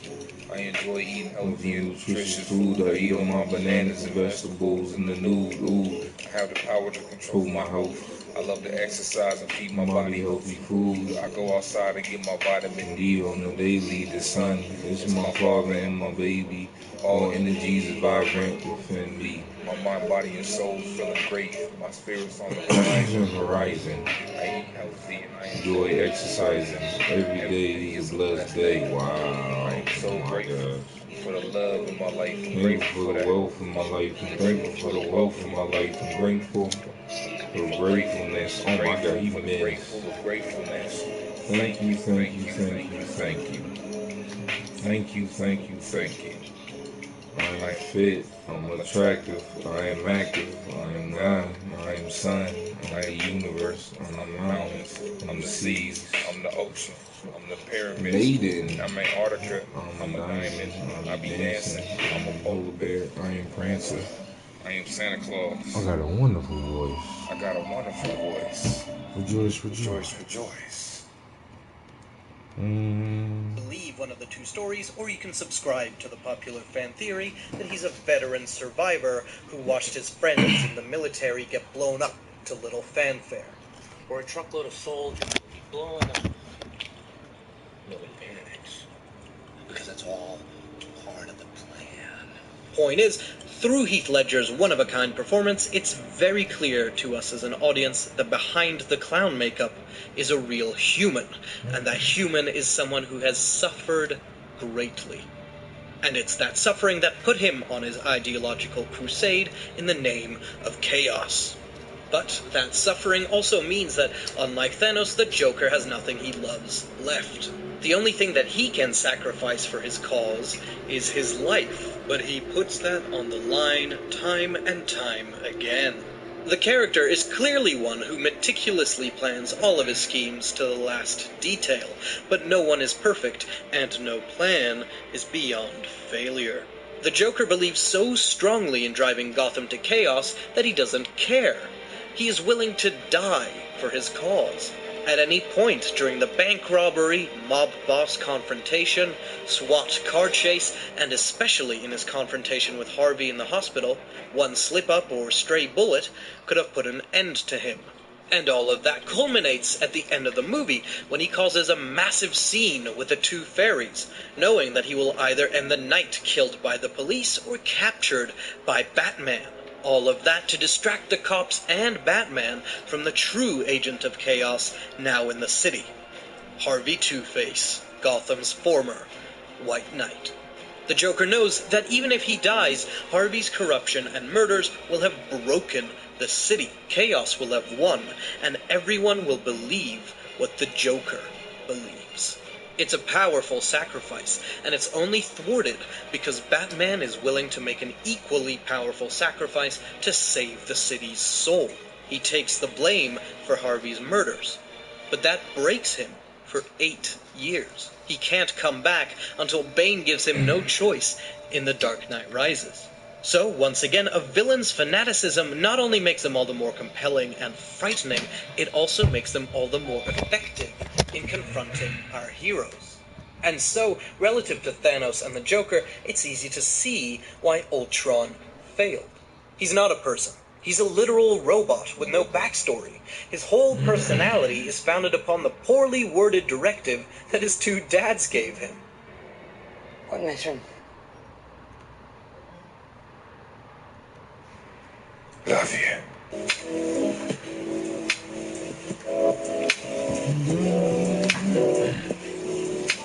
All my stars are in the green, Jack in the green stars. Many stars going to the moon. Maxwell, I J.E. Blue ring for me. All my stocks are in the green. All my stocks are in the green. I made $2,000 this week. $2,222 in the green. Jack in the green stars, baby. Wall Street is my bitch.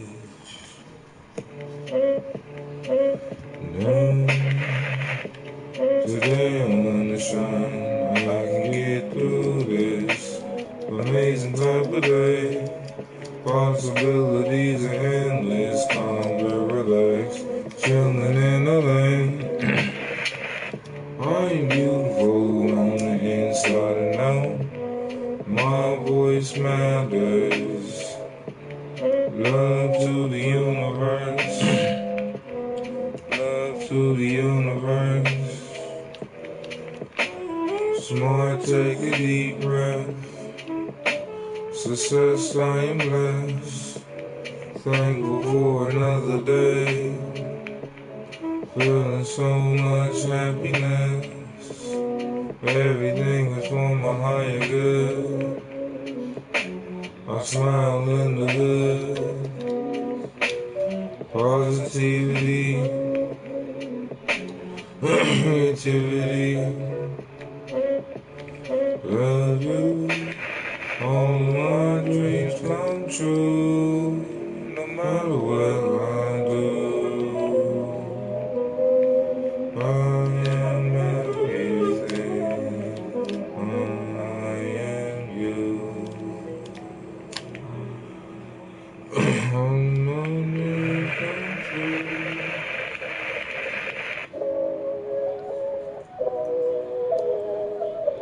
Money comes to me so easily. Wealth constantly flows into my life. Prosperity. I'm in line with the energy of abundance. I'm in line with the energy of abundance. Money comes to me easily. Money, money, money comes to me easily. Every day I'm attracting more money. Every day I'm attracting more money. Money matters. Money comes to me so easily. Money comes to me so easily. Every day, every way, more money. Every day, every way, more money. I'm receiving money right now. Easily, gracefully, passively, making money. Money's coming to me so easily. I get paid well. Making music on the deep paid well. Acting on your TV screen paid well. Freshly waxed today. Toothy, I got screwed on VVPR. Toothy? Who's Toothy? Easily, easily. Money comes to me easily, easily. I'm feeling open to abundance. I'm feeling the energy. Financial opportunities. Only falling into my life. Play one more time.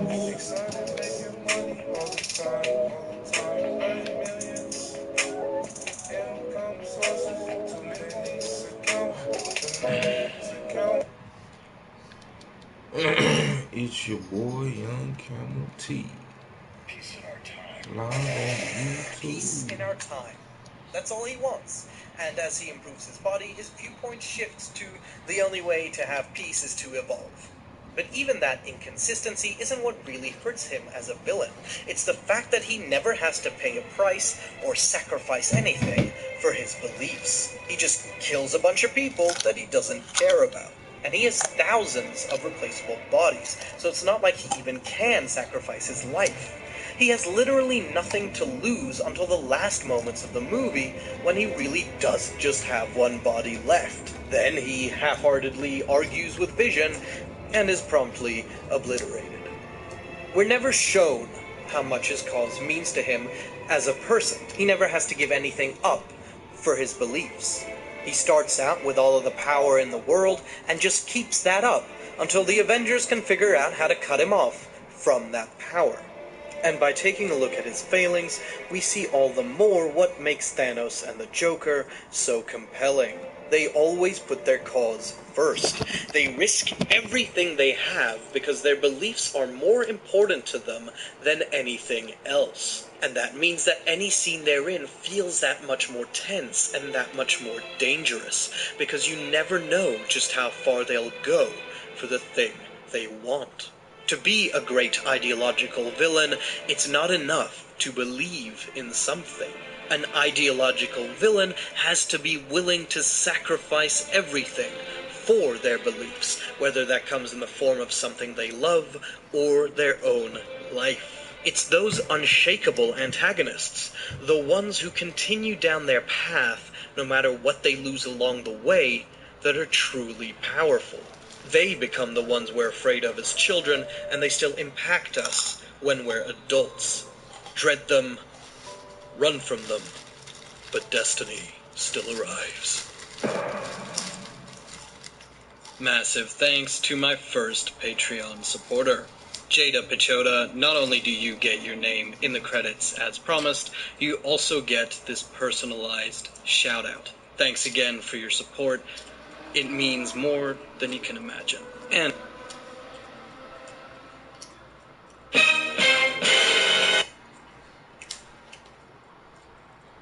I know what it's like to lose.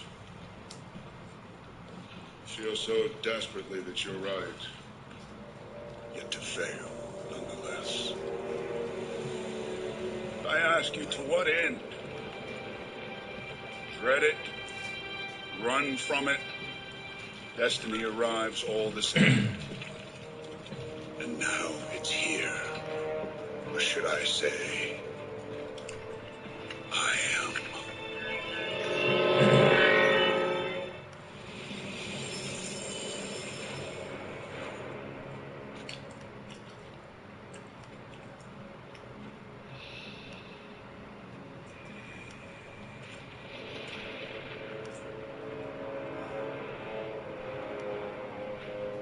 Oh, yeah. You're much more of a Thanos. This day extracts a heavy toll. Still, he accomplished his mission. You may regret that. He brought you face to face with the master of the mystic arts.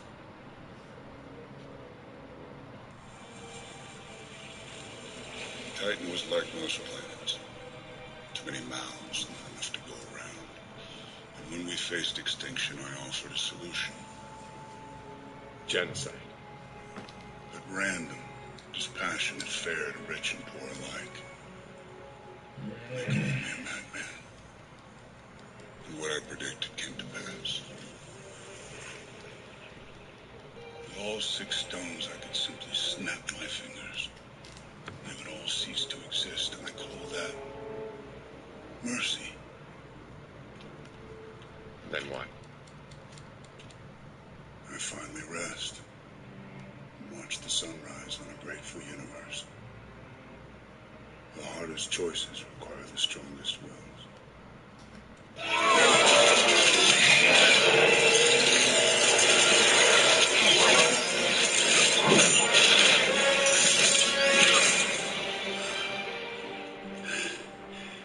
All that for a drop of blood.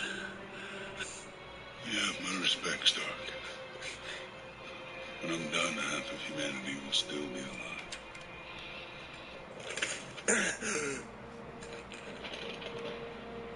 I hope they remember you.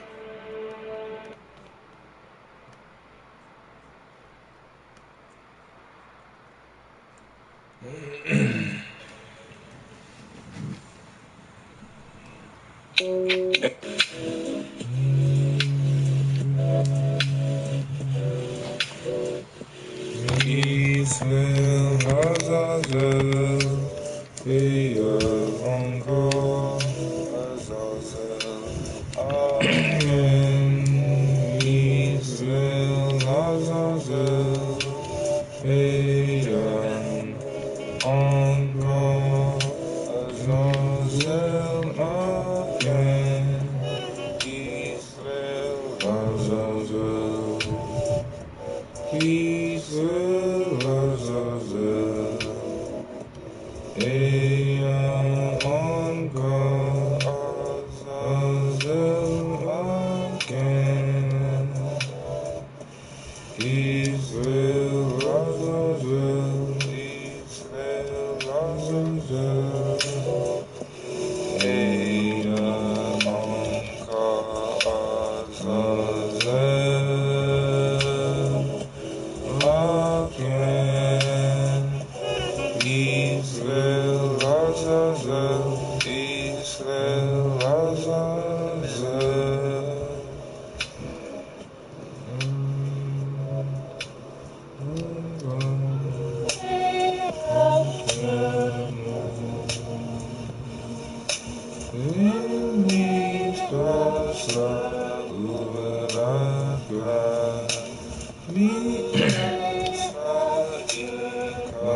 Lucifer.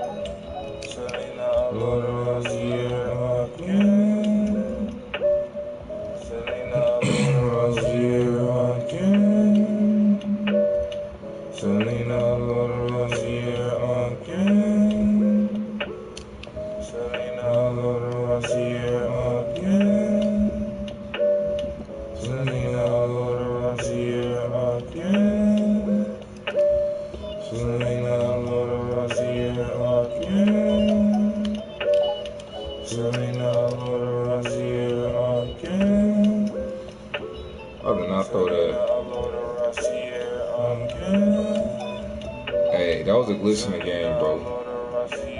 I pressed X.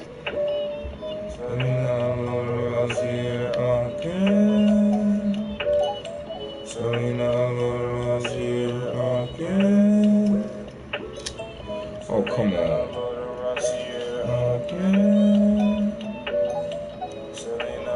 Hey, my man can't shoot, I don't believe.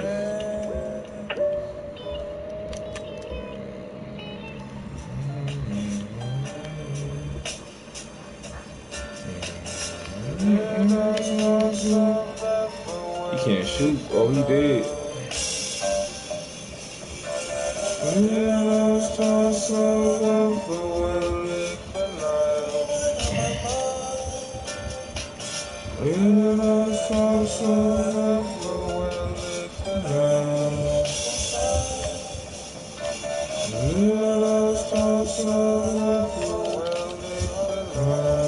Oh, wow.